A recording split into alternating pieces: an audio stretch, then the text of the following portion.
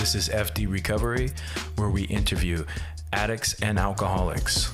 Our aim is that through this podcast, we might help you on your journey of recovery. Thank you for listening.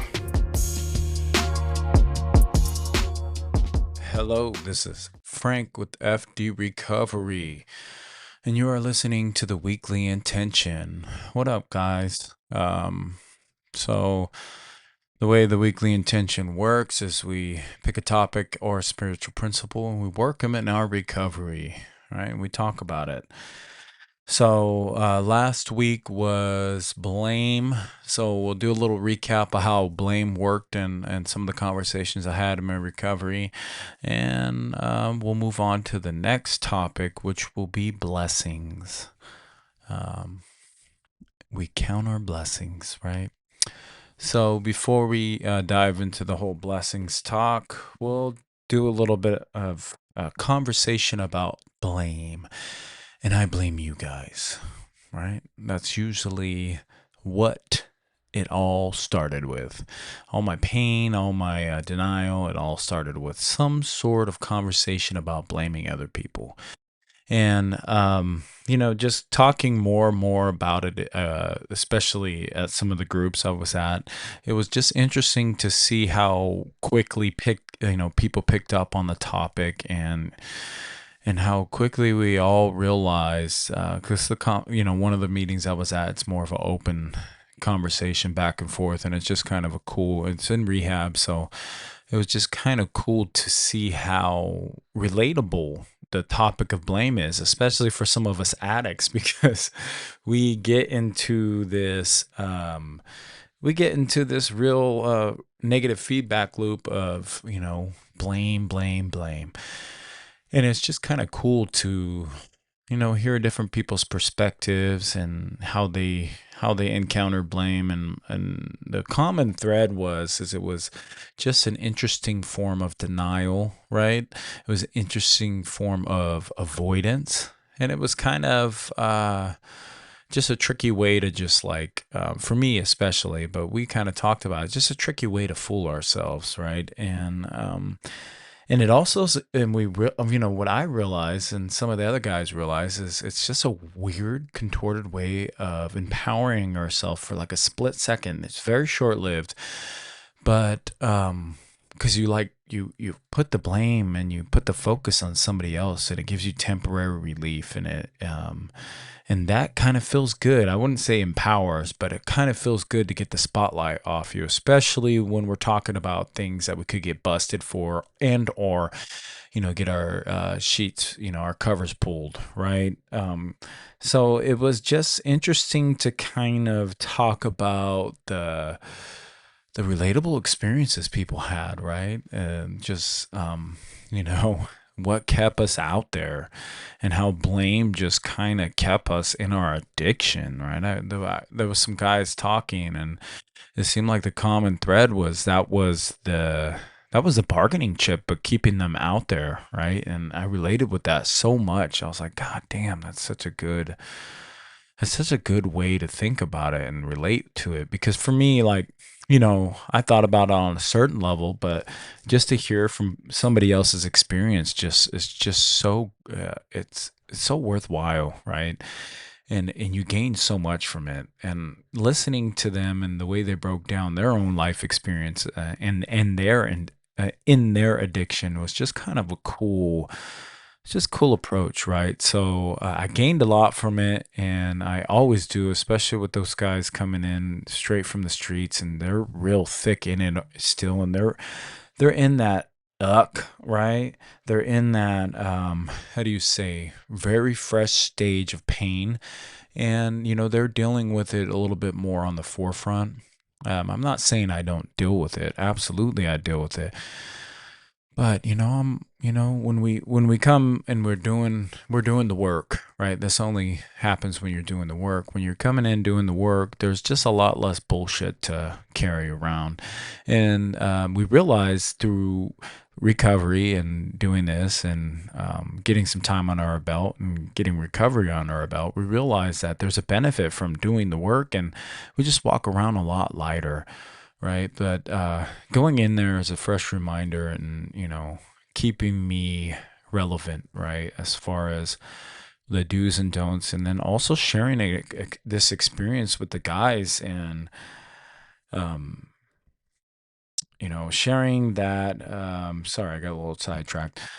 Sharing my experience with the guys and connecting with them, right? Because understanding like I'm not in that mess, front and center, and thank God for that, right? Because, but there was a time where I was in their shoes and I was going through that, sitting on the couch in rehab, going to all my meetings and going, wow, fuck this place or fuck that, right?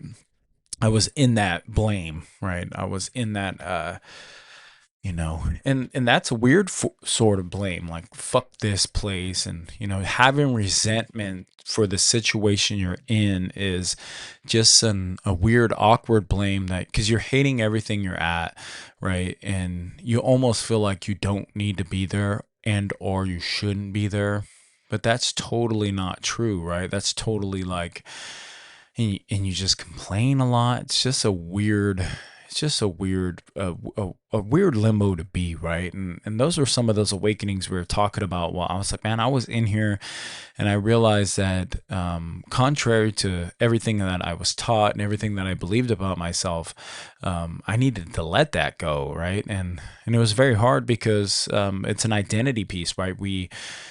All these things that we talk about, like the blame, the hurt, the pain, that's a huge identity factor, right? So letting go of that and letting go of the tool of blame, because that was a huge tool in my arsenal, right? Letting go of that blame was just like letting my weapons go. The only thing I knew to keep, like the only thing that I knew to keep me psychically protected, right? And it was a bad coping, mechanism, of course, but it served me so well for so long, and to come into this place where it was no longer serving me anymore, and having those awakenings and understanding that I had to let this stuff go, these tactics go, it was a huge identity crisis, right? Because, it's just like, it's just a huge awakening coming in here and like having to let go of some of this identity or these thoughts and these beliefs, these tactics, these tools that we use. It's just a shocker to the system. And although it's a shock, it's also a huge relief understanding that, getting to this place of where I'm at now, it's like a lot less energy is spent, right? I didn't realize how much energy it took, all right?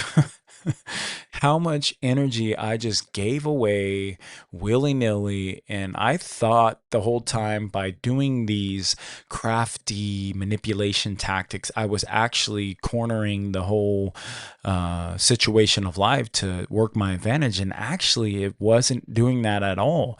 It was serving the instant gratification, maybe up front, maybe to get what I wanted. But in the end, there was no longevity to it, right? Because it was built off, lies. It was built off lies, deceit, manipulation, and I was getting into positions in life and getting things in life, and they were just unwarranted and unjust, and it wasn't earned, right? Because things that stick around, aren't gained like that, right? We don't, that's it's just the way it is. That quick money, that,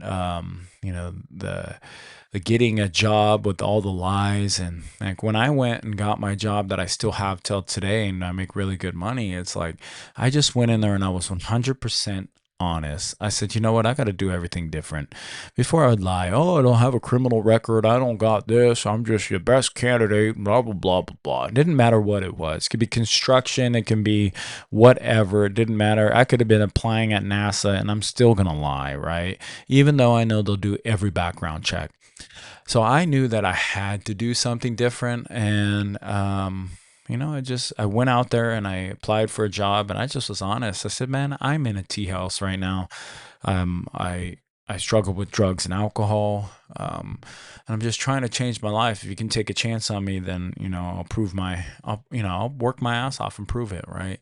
And honestly, I didn't know. I didn't know if I was going to make it. I really didn't. Like, I wanted something different, but there was so many times where I was just so, oh, I can do it and watch, I'll prove it, and just going everything with such belief in myself and over exaggerated and self assured, right?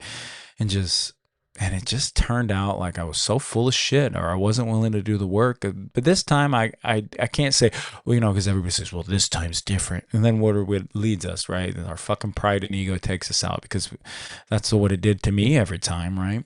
So this time it was, I realized I had to do something different, and I had to put the fucking work in, man. And it sucks, right? I'm not going to sit here and bullshit with you. And, getting to that point where we don't blame everybody takes a whole lot of accountability. Oh my God.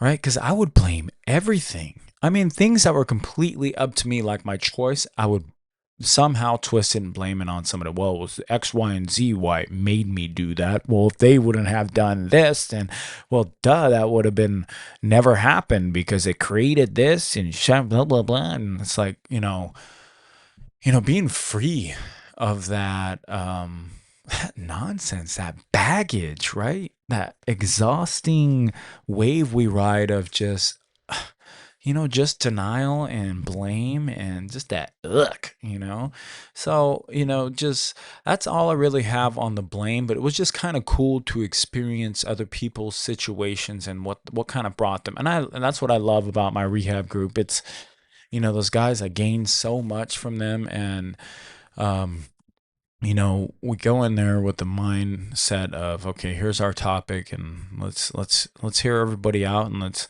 give our point of view, our experience, our recovery, right? And let everybody talk, right? Let everybody get out what they need to get out, because we're all hurting in one way or another, especially in platforms like that, right? Or situations like that. I mean, man, most of these guys are fighting for their life, and mine's a little less emergency mode, but I'm fighting for my life too. I'm a drug addict. I got 7 years and some odd months, and I don't care where I'm at in my recovery. I'm fighting for my life, right? And I'm no false illusion that I got anything in the bag. Nothing. I can't float on my yesterday's recovery for today. It doesn't work like that. We have a daily reprieve, and I'm going to give myself over to my higher power every single day, as much as I can throughout the day, and just try to work these spiritual principles in my life, right? So I'm on the fourth step again. So the whole blame thing will come up very, very much, right? Because that's what I like to do. I don't know if you're anything like this addict, but I like to blame a lot of people until I get with my sponsor, and he starts, showing me things that I, you know, that I should already know, but then, if I knew it, then I guess I wouldn't need a sponsor, right? And sponsors are very important, because if I think I know everything, then I'm just chilling in pride and ego, and I think there's nothing to learn, right? So it's very important that we hit the ground running with some of this stuff and keep at it. So this will be my promise that I'll be cracking off the fourth step here again. I'm getting those brackets printed out, and I'm going to get to writing, right? Pen to paper. So move on from blame to blessings. Counting my blessings. Meaning intentionally recognizing and appreciating the good things in one's life, such as health, family, or opportunities, rather than focusing on negative or hardships. It is a practice of gratitude designed to foster contentment, improve perspective, and shift focus away from what is lacking, right? Practicing gratitude is so important, guys.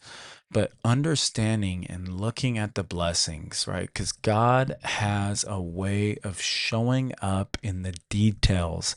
And if we slow down and we start counting our blessings in a way where we are grateful for them, and understanding these blessings that we've seen around are God-given, your higher power, right?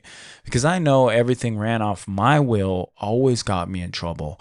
And it was a recipe. People can have their beliefs, but for me, I've proven to myself time and time again, I'm not a fanatical person. I don't, Bible thump. I don't do anything fanatical anymore because I've learned that life has a funny way of opening itself up for reevaluation constantly. As soon as you think you know something, some more information is going to come along and kind of shock you and humble you to where you're going to have to go, oh, maybe I need to reevaluate that about myself because I was so sure and it changed, right? So that means that, you got to have an open mind. And that's about everything, all spiritual concepts that's in the back of the book. Do not, contempt prior to investigation, right? So today, we keep our minds open for the blessings. And even before, like God, I mean, even throughout my addiction, God was blessing me.